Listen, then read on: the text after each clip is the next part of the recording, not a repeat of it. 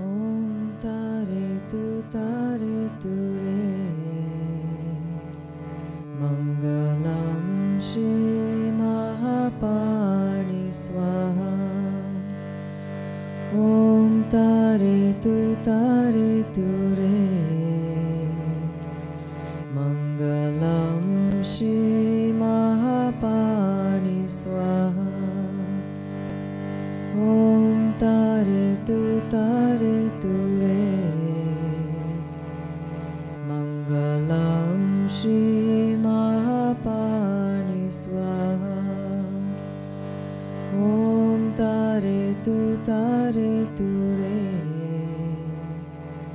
Mangalam Shri Mahapani Swaha. Welcome everyone to the Lama Life livestream event of Lama Tsultrim Allione. I'm Dreame, I'm in Poland, and it's my pleasure to support you during this gathering.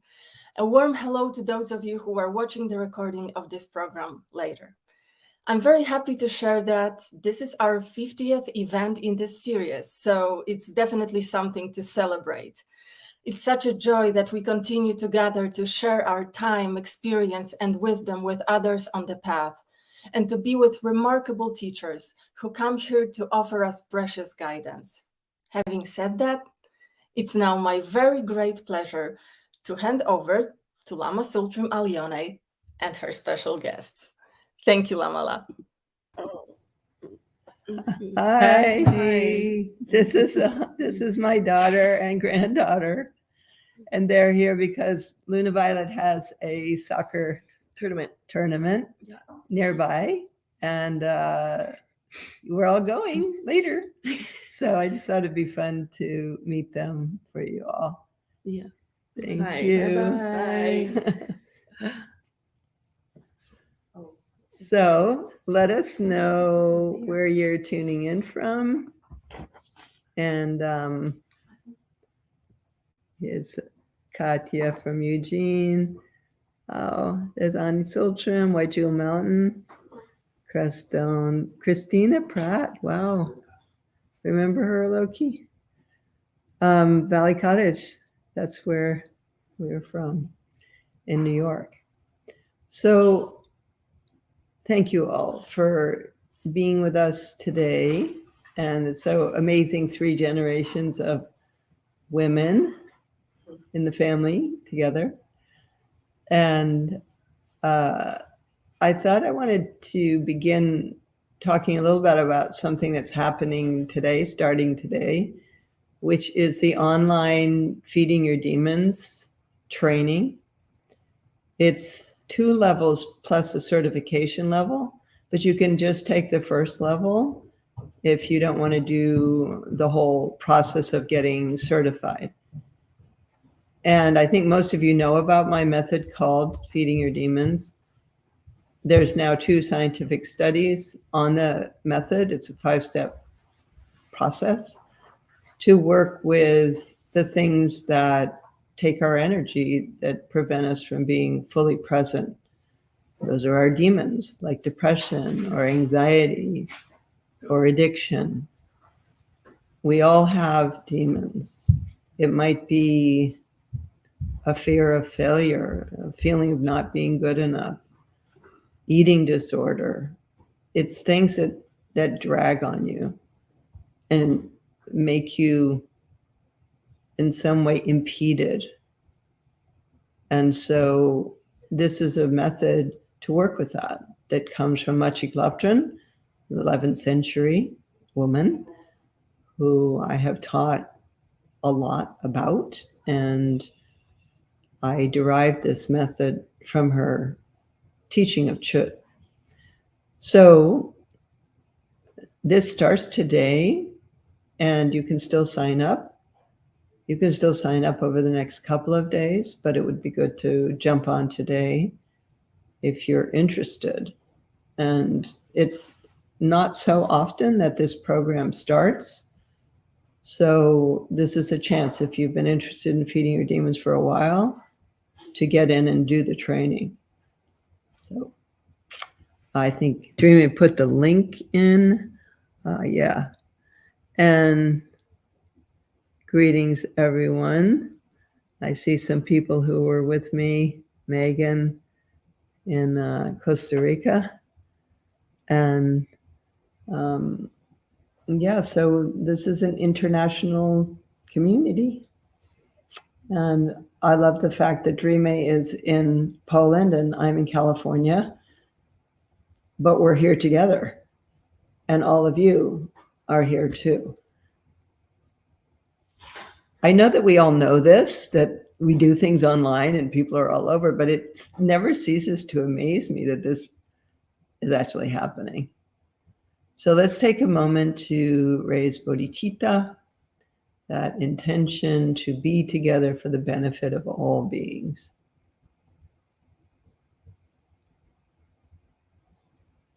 Yeah. Touching in your heart, that heart space, dropping down into that actual feeling in the center of your chest of longing to help, that natural compassion that we have, cultivating that and applying it to this time that we have together this morning or afternoon or evening, whatever it is for you. And making the aspiration to be together for the benefit of all beings.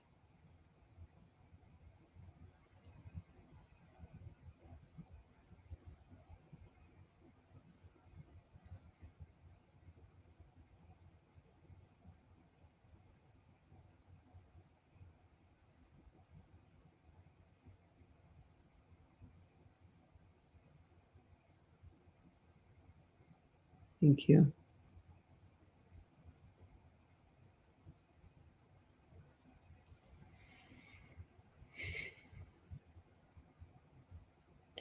Yesterday I was at a memorial for our dear friend and Sangha member and teacher, Polly Ryan's son, Logan, who passed away from a fentanyl overdose 49 days ago. And it was a really beautiful ceremony by the ocean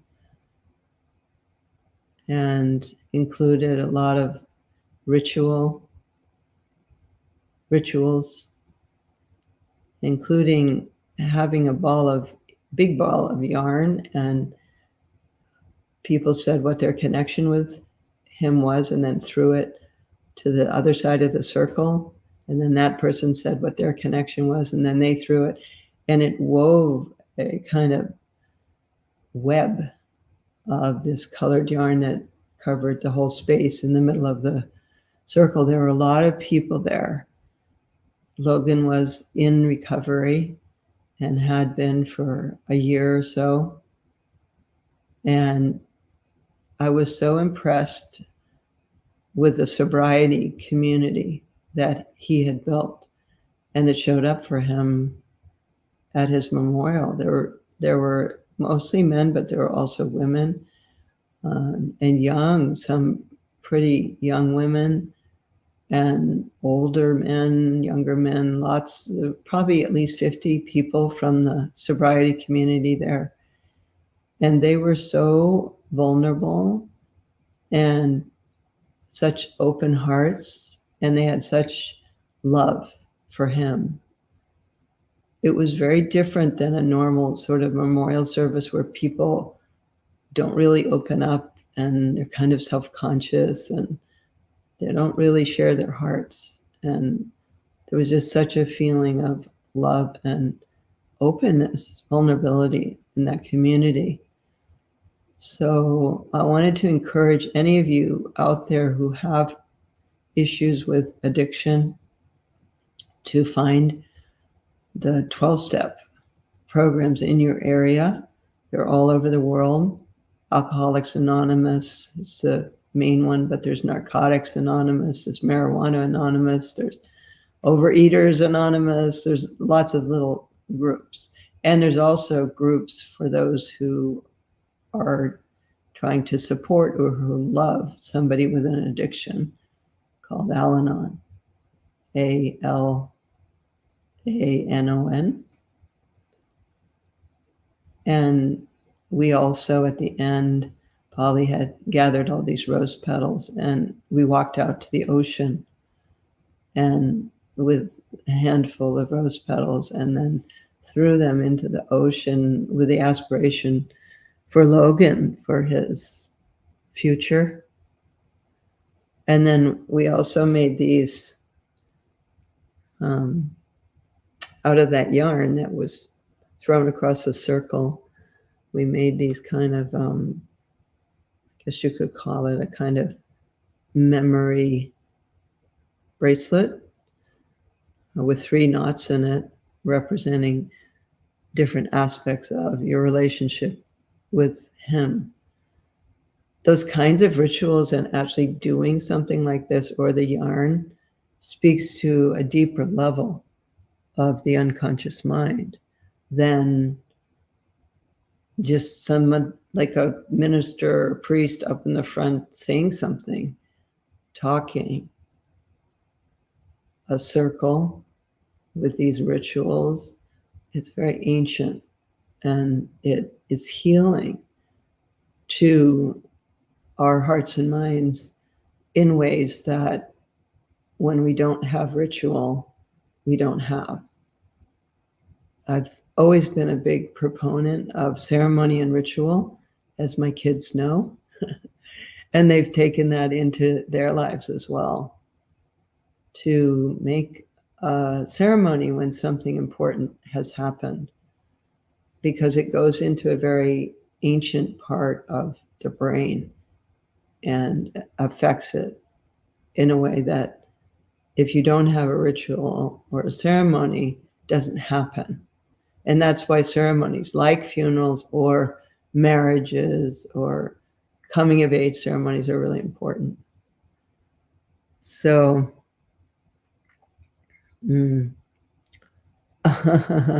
somebody just said I just got done with a recovery meeting and then came here. Money, that's beautiful. Yeah, it's a great community. Amazing.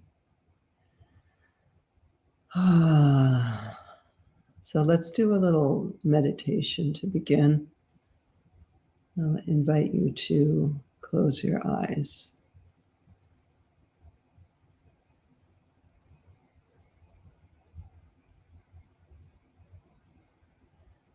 Let's do a meditation today for those in our lives who have passed to the other side recently or long ago, to meet those beings and make a connection. So let's first feel our connection with those in our lives who have passed away, who have died fairly recently.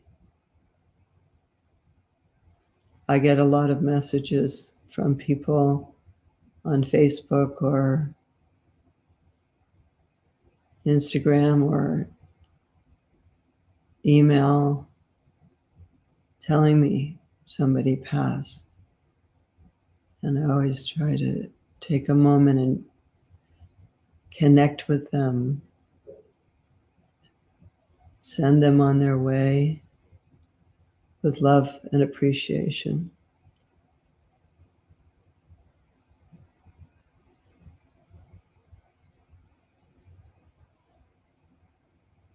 So let's send that to those that we know personally, who have passed away recently, within the last year.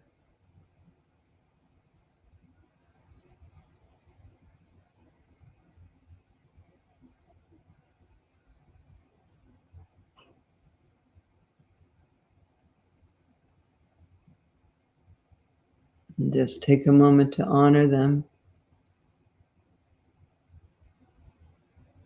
Thank them for whoever they were in our lives.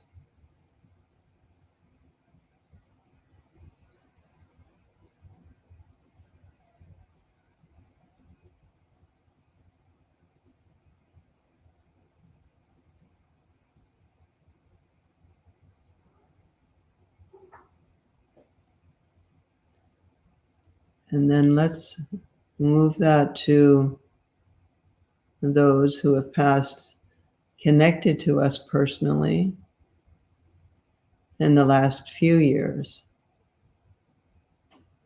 Say the last 10 years.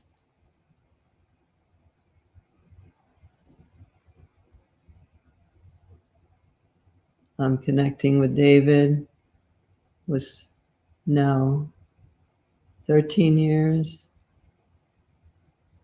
a little more than 10, my husband.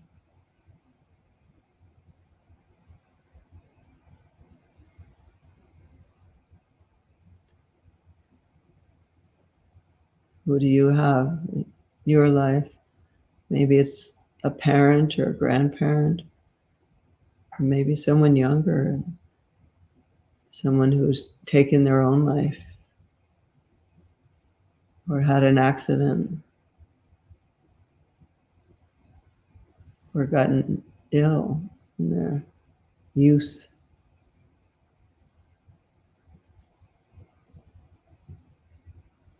Honoring those relationships and feeling that web of connection. Because even if they've died, they're still in samsara somewhere. And so we can reach across those boundaries between life and death and next life and feel the web, like that web of yarn that we wove at the memorial yesterday. The web that runs between us.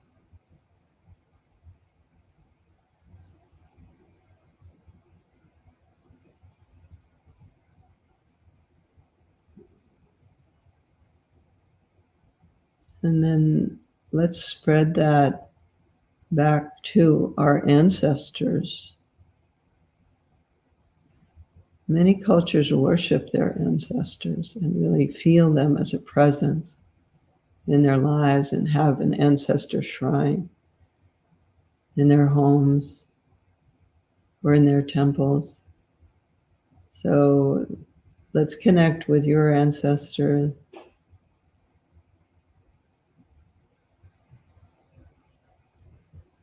As far back as you know,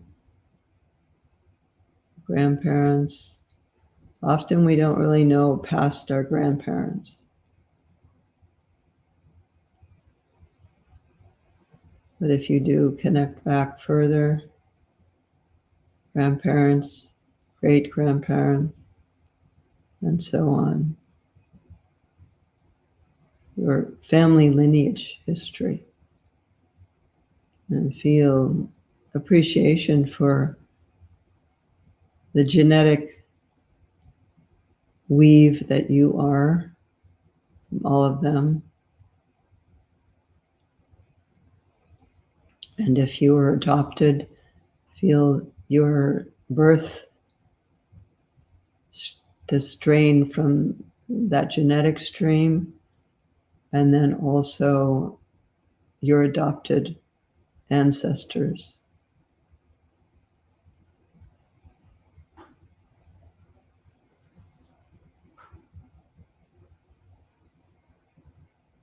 You feel them all around you, up behind you and above you.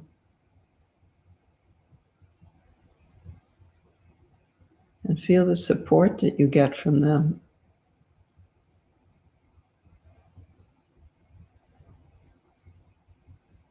They're literally in your body, in your genes, your DNA.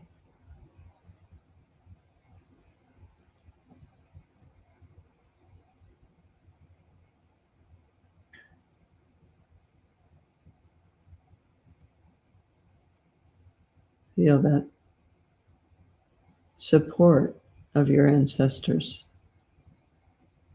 And know that this is something you can draw on.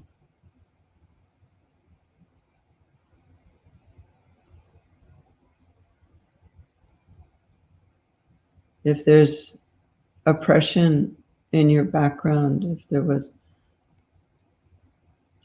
racial oppression or ancestors in the Holocaust, that kind of trauma in your family lineage, and know that what those beings went through is also in you.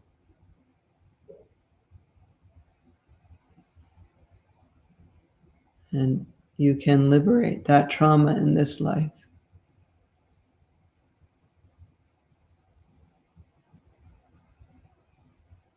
Ancestral trauma.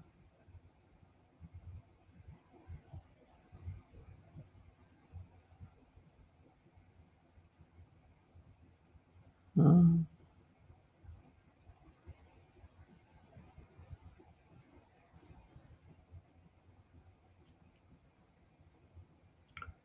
then let's connect with all those beings who passed during COVID.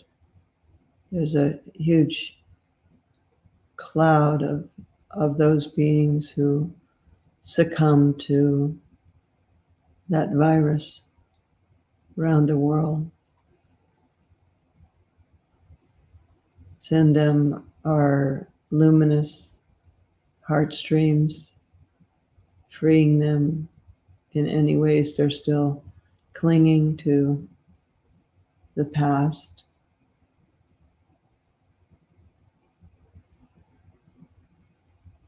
And also any of our ancestors who, because of trauma, are still clinging and unable to go forward. Release. Feel that release within your own body at the same time that they're released.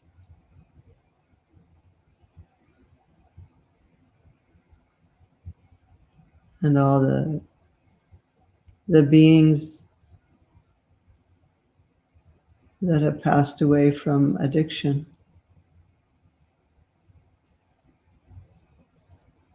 Freeing them also.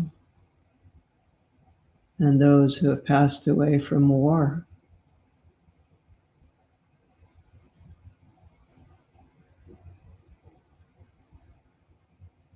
And just a vast feeling of liberation. All those beings who have gone to the other side, perhaps already reborn, seeing them free from whatever past karma or trauma they've held.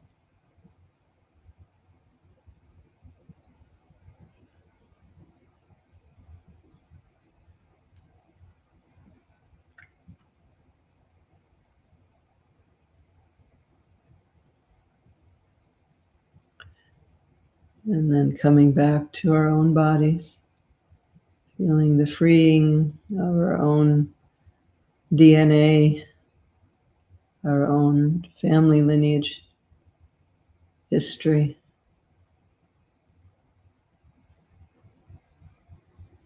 So we can be completely present in this moment, honoring that past and also releasing it.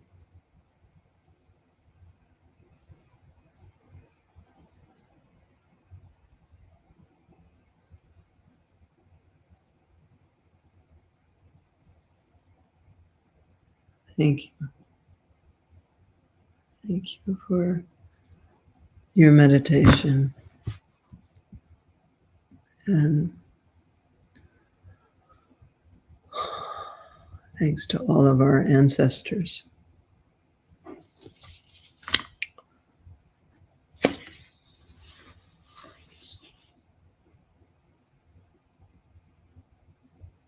Let us know in the comments what you experienced, if you experienced anything particular in that meditation. And meanwhile, I'm going to answer some questions that have come in. And so there's one from Holland, from Norway, Oslo. Gard Peterson, what constitutes the hell realm in us?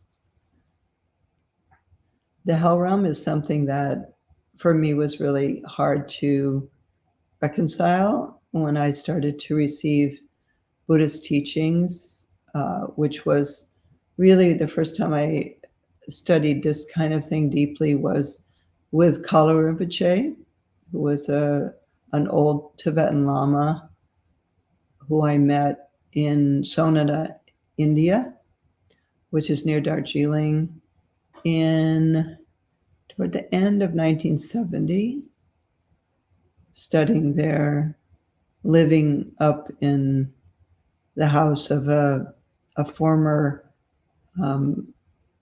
British civil servant who was married to an Indian, and then he had died, and she had this old house that had really gone into disrepair, and lots of people living in the house, Nepalis and Indians, and some of us foreigners. And I lived in the living room, which is a huge room, and I just had a little kind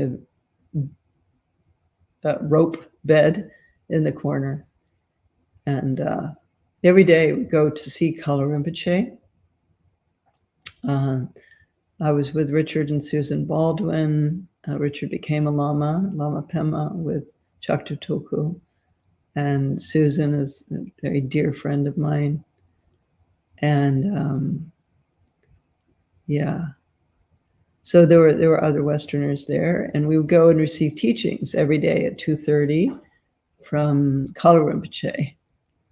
And I've been working on a memoir, so I was just working on a chapter about this. And there's a really funny passage from a letter that I wrote to my parents saying, could you please send me a watch? Because it's cloudy here and I can't tell the time.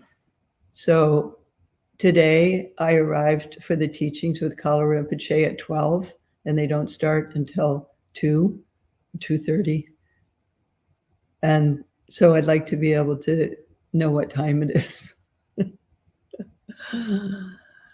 Like, we didn't have anything, I didn't have a camera or a phone we wrote letters, and it would take probably 2 months to send a letter and get one back. So anyway, he taught about the hell realms, and I really had a hard time reckoning that there was such a thing as a hell realm. And, there's cold hells and hot hells, and in the Tibetan description of them is very graphic. And you keep suffering hugely, and then you pass out, but then you're revived.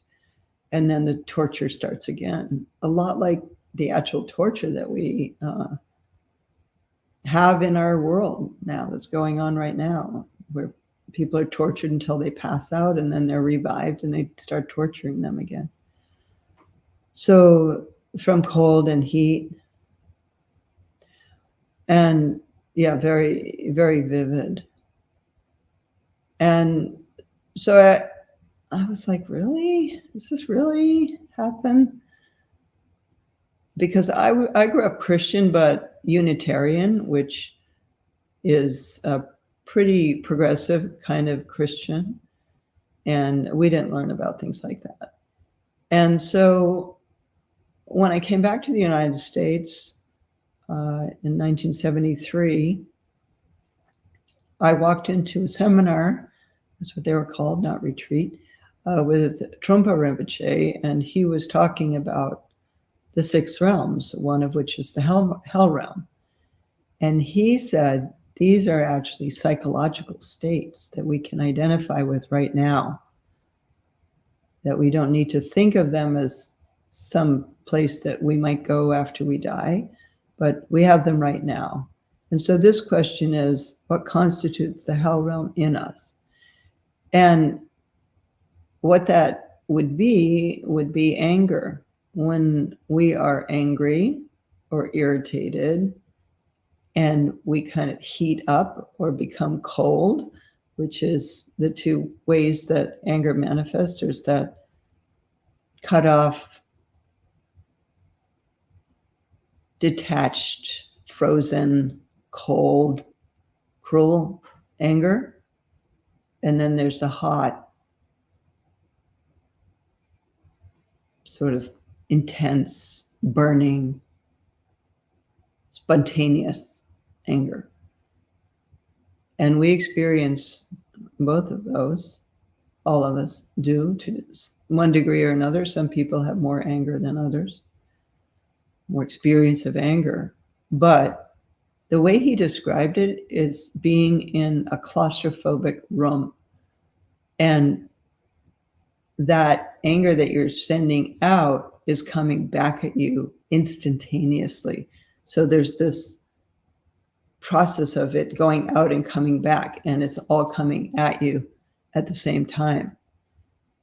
And so that is how we experience the hell realms now, is in anger, and also in that kind of passive anger where we cut ourselves off and won't talk to whoever we're angry with, slam the door, and just get really hard and cold within ourselves. That's anger. And I think we tend to think of anger more at the heat, kind of explosive anger. But the cold anger is just as bad. And Shantideva said a moment of anger shatters thousands of eons of merit, positive actions. That anger is really dangerous. It's really dangerous. I don't think we usually think of anger as dangerous. Maybe if somebody's angry and violent, they're dangerous, but we don't think of ourselves getting angry as dangerous, but it is. And so that's how we live the hell realms now, in ourselves, that claustrophobic room. And so our Dharma practice is to try to overcome that, to find a way to transform it before it emerges, or to transform it through wrathful deity practice, where we transform the wisdom, transform anger into wisdom. The Vajra family of the 5 families is anger. Each of the 5 families is connected to an encumbered pattern and also to a wisdom. So our anger becomes mirror-like wisdom. A mirror is very sharp, very clear, right? And so anger has that kind of precision, that kind of sharpness. The Vajra family is connected to the sciences. You know how the sciences are almost kind of cold and hard and precise? Or our military weapons have that hard precision. And that's Vajra family. And in its enlightened aspects, it's clarity, mirror-like clarity. A mirror reflects perfectly, but doesn't react. Can be fully present, accurately present, but non-reactive. So it has that clarity of anger without the destructiveness of it. That's mirror-like wisdom, And in the Dakini families, the syllable connected to it is ha, H-A. So let's do a little meditation with this and feel the anger within ourselves, however that manifests. Take a moment and tune into how it affects you. Maybe recalling a situation recently where you were angry.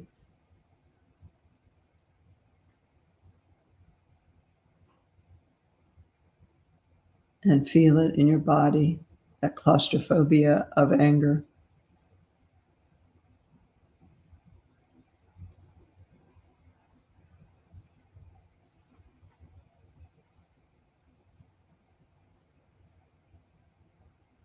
And then we'll sound the seed syllable ha, H-A, and with the clear blue light of the Vajra family, feel that anger transform into mirror-like wisdom.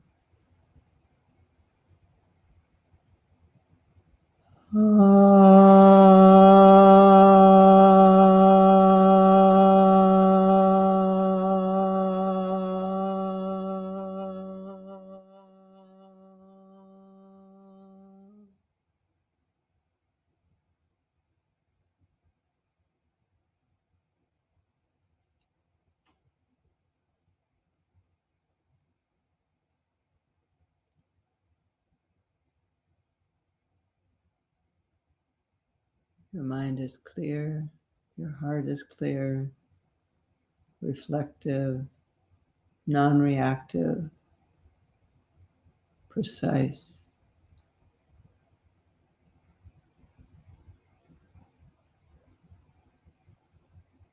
Like a mountain lake, kind of reflective clarity.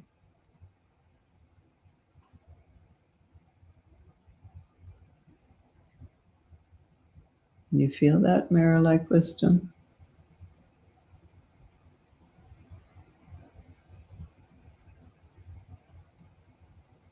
Body it.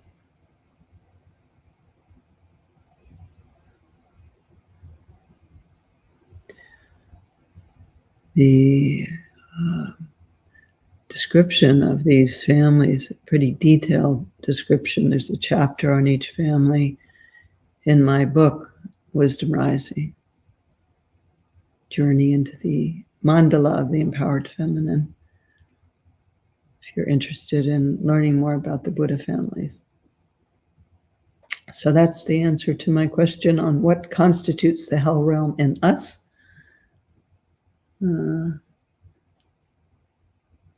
This money is asking, what's the difference between anger and wrathful compassion? Well, I like to differentiate fierceness and anger. Fierceness could be something like a protest against whatever, oppression, like what's happening now in Iran. And we mustn't forget what's happening in Iran, because there's lots of other crises in the world, but it's horrible what's happening there. And there's such bravery in the people that are protesting or have protested. So that's a manifestation of wrathful compassion, because they are manifesting wrathfulness to find freedom. So what's the distinction inwardly from wrathful compassion and anger? One is really just a manifestation of a certain emotion. So wrathful compassion doesn't have hatred in it. It's not actual anger. It's a manifestation of anger-like words or behavior. There's a wonderful story that I think of in terms of this, and it's about a woman named Julia Butterfly. Have you ever heard of Julia Butterfly? She's American, and she became an activist protecting old growth forests. And she ended up going up into a tree, into one of these old trees that she named Luna. And she lived there and did not come down for 2 years. And what she went through up there was crazy. Like storms and the loggers below lighting fires under her, so the smoke would go up to her, and she had to put wet cloths on her eyes. And she was angry at the loggers, and she'd been a protester and so on. And one day she was up there, with this cloth over her eyes and hating the loggers and so on. And then she heard a message from this tree. And Luna said to her, "Julia, just love." And she's going back to hating them. And then Luna said it again, "Julia, just love." And then she remembered that she had been going to a protest about this subject of the destruction of these old growth forests by logging companies. And as she was approaching the protest, she heard on the microphone the sound of the protesters. And she noticed that there was so much hatred and anger in their voices. And then she remembered the voices of the loggers and the people that were protesting against the protesters. And she realized, oh, this is the same energy. Like these protesters who think they're all about peace are actually not. And so she shifted in that moment to just love. It didn't mean she didn't continue her protest, but she inwardly shifted. And she could still manifest fierceness and non-compromise with her negotiations. But she also realized these loggers, they have families. They're trying to feed their families. And she could kind of see the other side. Oh, this is a source of income for these people. Not that it made it okay, but she could just kind of hold both, still take a stand, but not have hatred. So I think distinguishing between hatred and fierceness is important. And now we have, since this turnaround of Roe v. Wade, we have the fierceness of women arising again about women's health and the ability of a woman to make decisions for her own body in her own life. And so there's a lot of anger coming up with that. But we can manifest that fierceness without the hatred. So that's the difference. Yeah. Oh, there's somebody here that lived where she lived in Luna. Maybe Deborah, tell us where that is exactly. Oh, there's someone else, Yana Marie Peterson, a neighbor of Julia and Luna. So I'll do another question.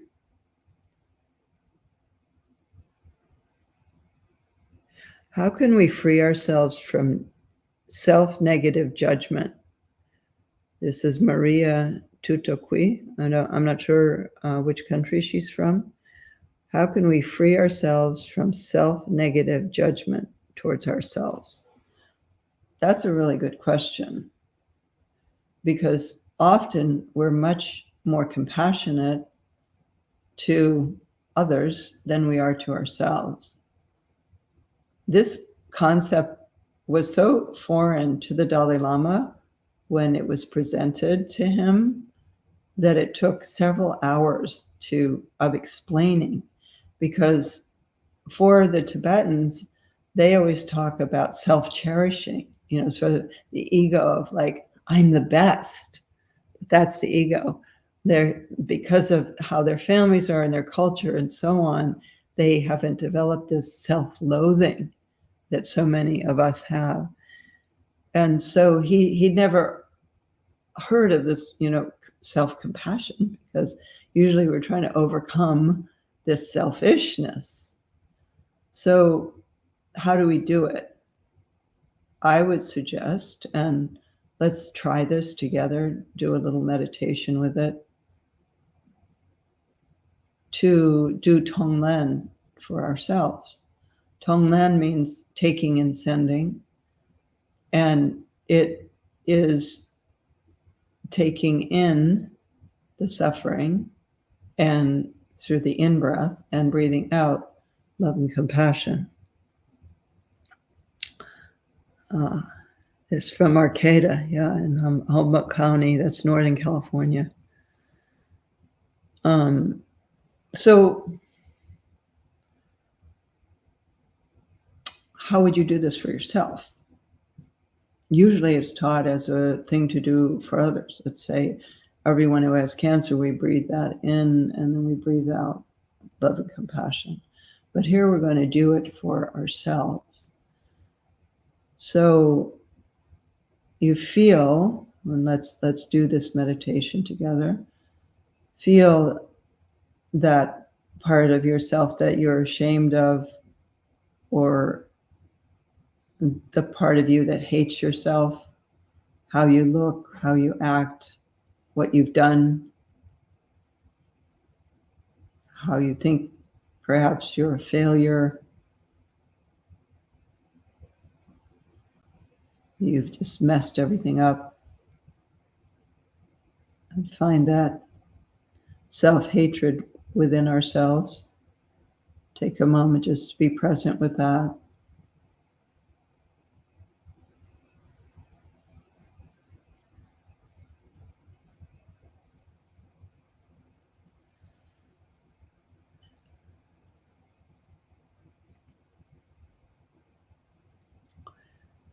And as we breathe in that self-hatred.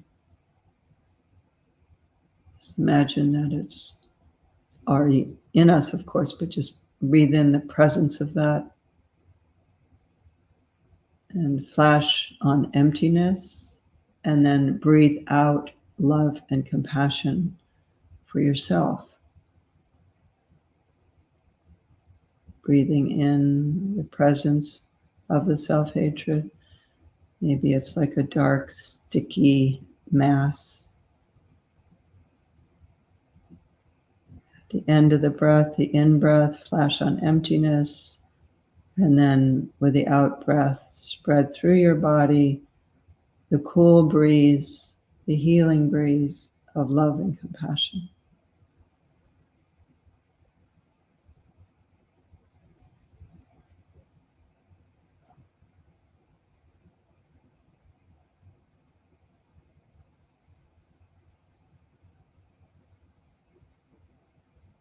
Each in-breath, breathe it in. Perhaps recalling an incident when this came up for you strongly. And then breathing out. releasing the cool breeze going through your whole body, releasing that of compassion, self-compassion, touching in on the self-loathing, or self-hatred. In breath and releasing the out breath.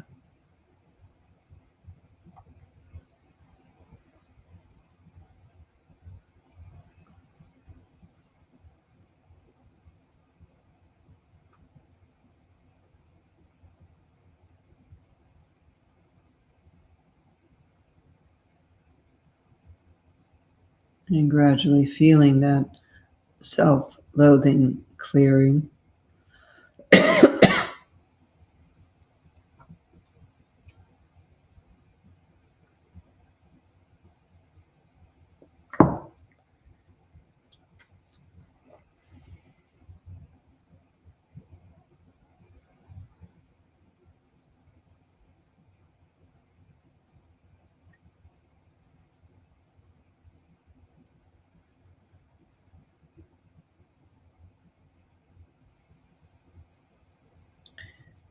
Until your whole body is just filled with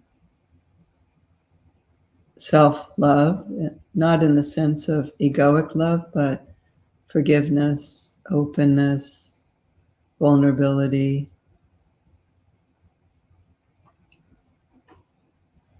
And feel the release from the self-hatred.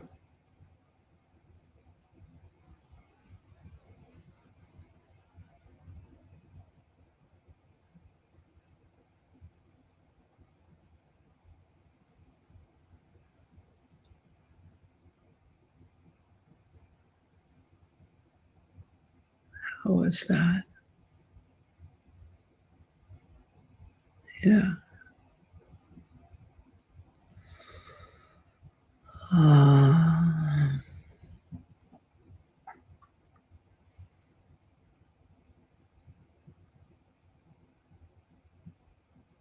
My body feels different.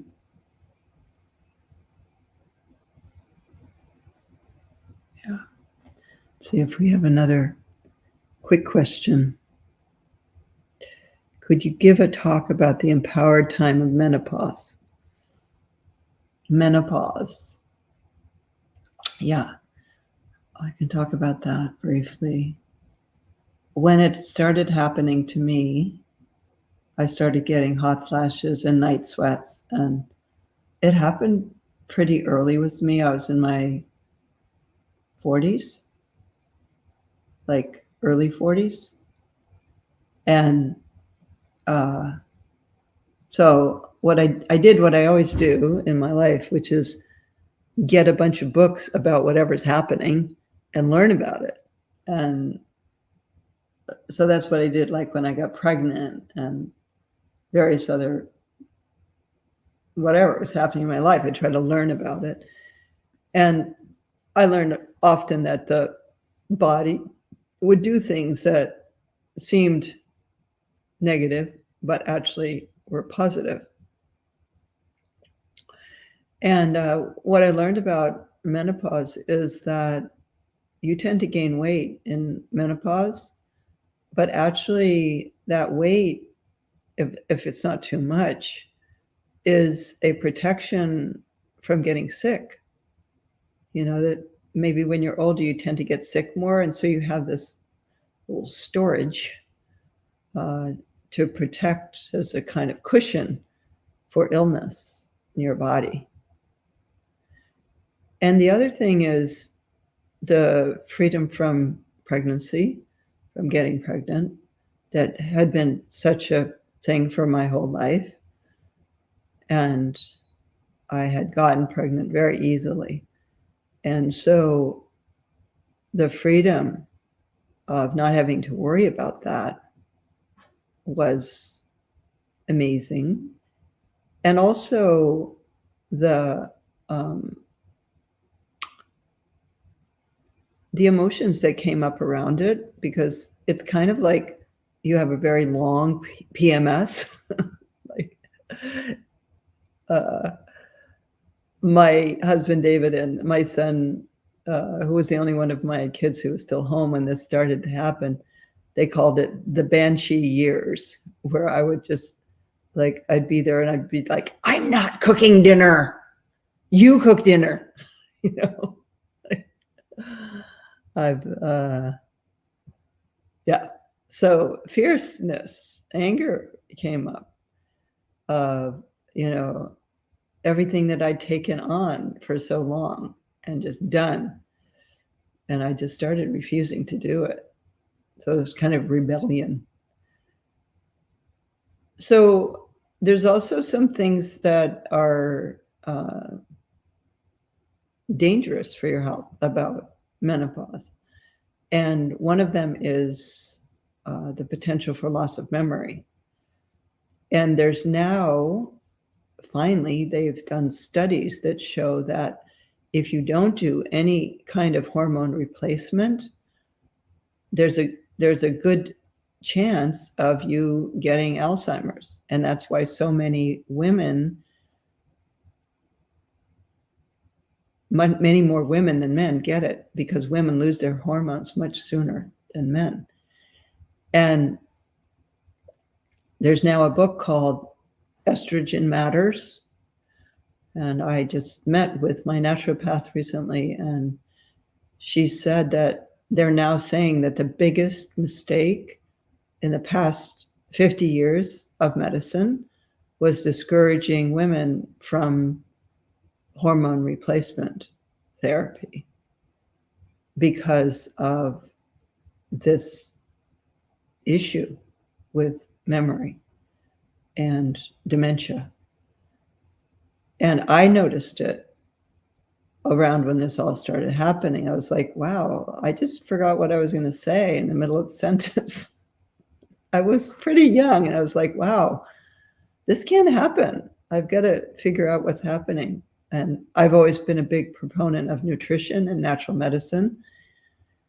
And so I tried some natural remedies. Remember, there's one herb called Vitex. And I did things like that, but it was still happening. And so what I ended up doing was a bioidentical hormone cream that you put like on your wrist or where there's thin skin on your body, and it goes in. And there's also a cream that you can put in vaginally that helps with the issues that come with the thinning of that skin and drying up and so on. So I started that fairly soon, just because I was really noticing these changes that I knew weren't healthy, but I didn't want to take a lot, because what happened was when they first came out with this stuff, they were using horse urine, pregnant horse urine, pregnant female horses, and giving women way too much. And so now they've really, you can get a prescription that's not a high dose, but just maintains. And this is really important. There's also another book that I read about this, one of the first female doctors who also a nutritionist, called the XX Brain. The letter X brain is in the chromosome for the female. And she talks about nutritional things you can do, as well as the importance of doing something because of memory. And she really blew the whistle on this. So it's a time to honor. It's the time of the crone, the grandmother. Whether you've had children or not, you become an elder in the community. And there's such a fear in women of getting older and like, how am I going to deal with this? Am I going to do a lot of things like get a facelift or whatever, or Botox or whatever, or how am I going to deal with this? Because I'm going to lose my value as a woman by being older. And that's how it is in patriarchy. Like, that's why women are so afraid of it. And so for me, what I decided was to focus on the inner beauty. And, I mean, I do things like I put things on my face and stuff like that. But,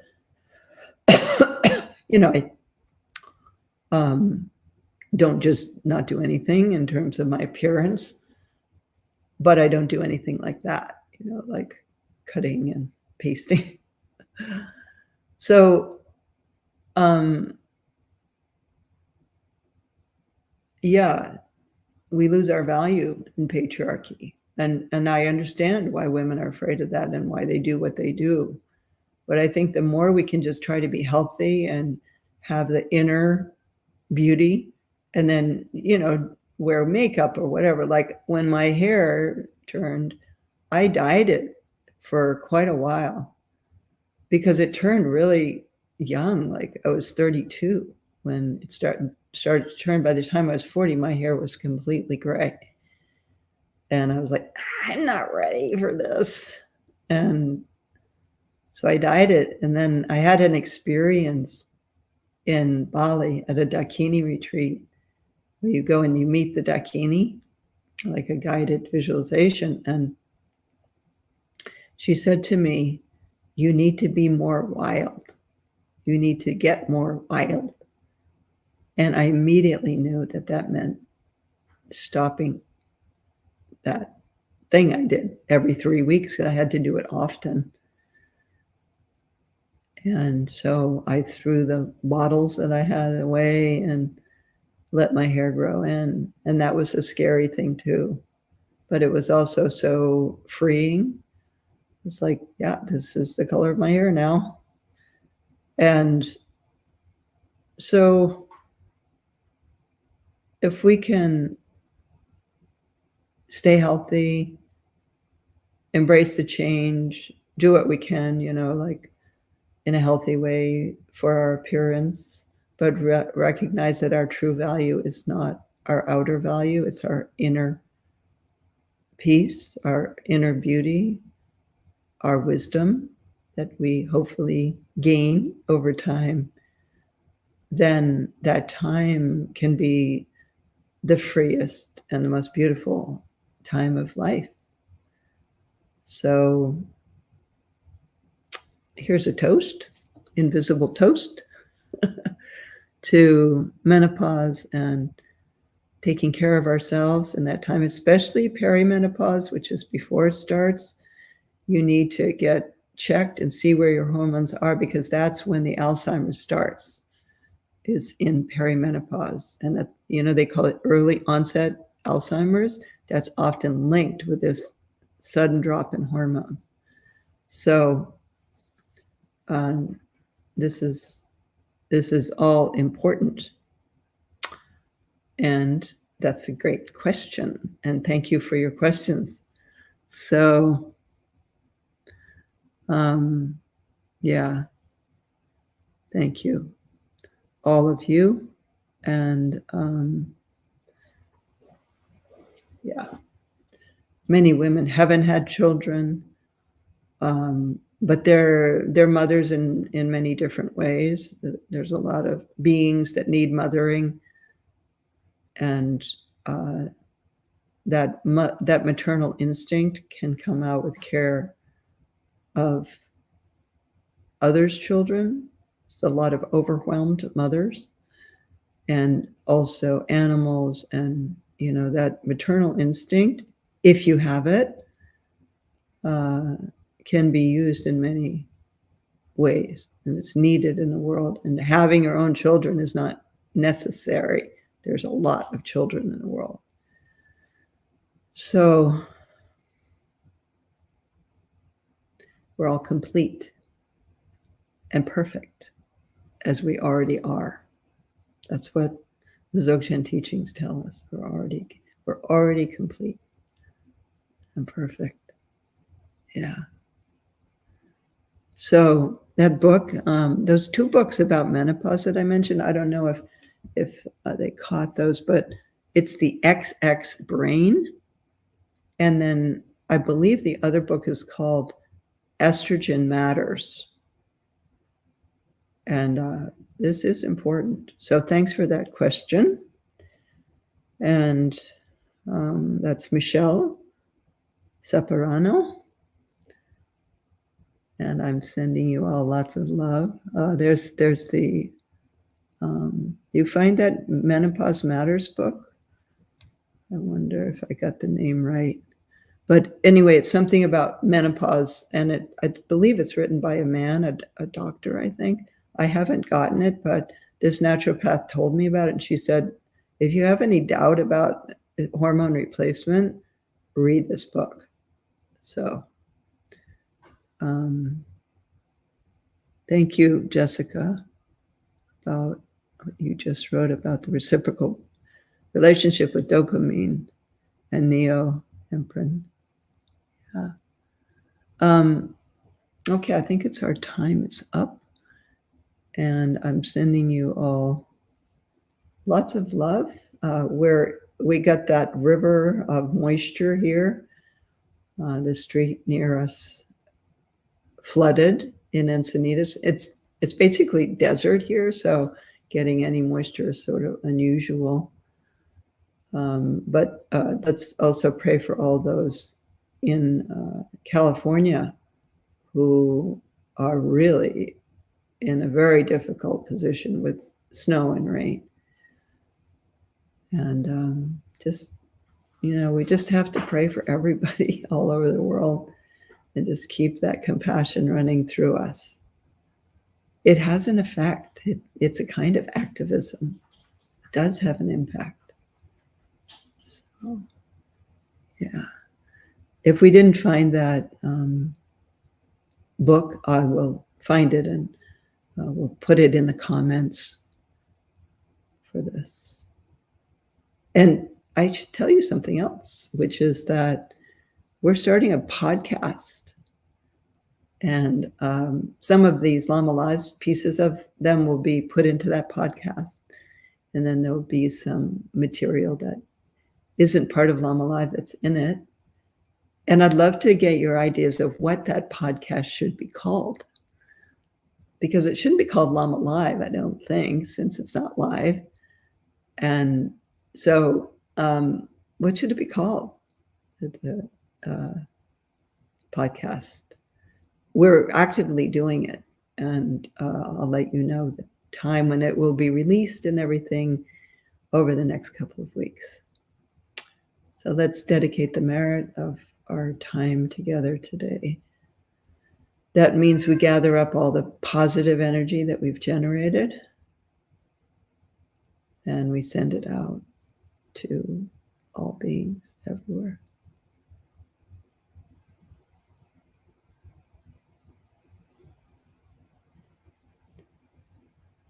The merit is the positive karma we've generated, what we generated in that Tonglen for ourselves, in our practice for the deceased and the ancestors, and offer that out to all beings everywhere.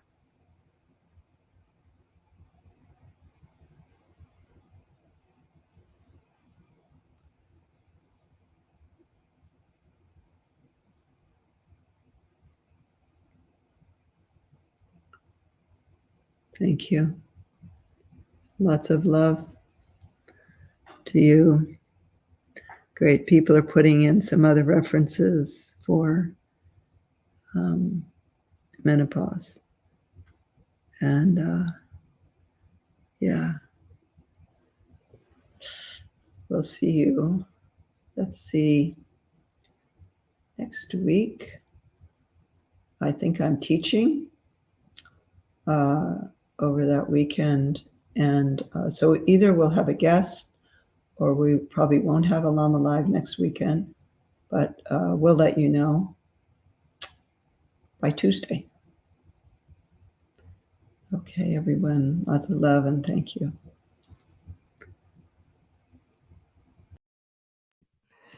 Thank you so much, Lama Tsultrim, for your commitment and willingness to answer our questions. It really means so much that we can be and interact with you like that. Thank you, thank you.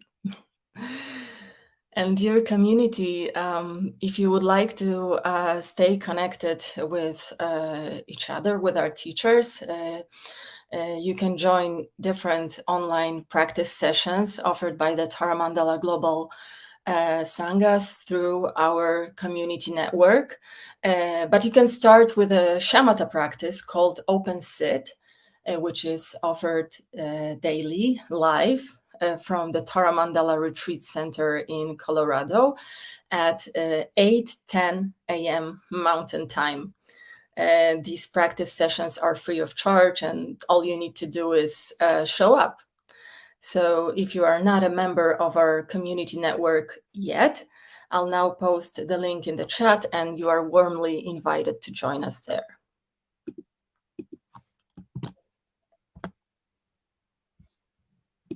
All right.